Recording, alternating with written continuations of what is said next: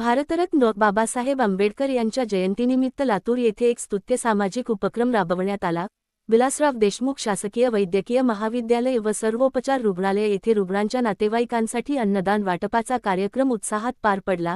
Rashtrawadi Congress party, Latur तालुक्याच्या वतीने या कार्यक्रमाचे आयोजन करण्यात आले होते। सकाळी 11:45 कार्यक्रमाची सुरुवात करण्यात आली। या कार्यक्रमाला प्रमुख उपस्थिती म्हणून आमदार विक्रमबप्पा काळे यांनी उपस्थित राहून अन्नदान वाटप केले। त्यांच्या हस्ते गरजू रुग्णांच्या नातेवाईकांना अन्नाचे वितरण करण्यात आले। या उपक्रमामुळे अनेकांना मोठा दिलासा मिळाला। कार्यक्रमात विविध पदाधिकारी व कार्यकर्त्यांनी मोठ्या संख्येने सहभाग घेतला। सामाजिक बांधिलकी जपात गरजूंपर्यंत मदत पोहोचवण्याचा संदेश यावेळी देण्यात आला।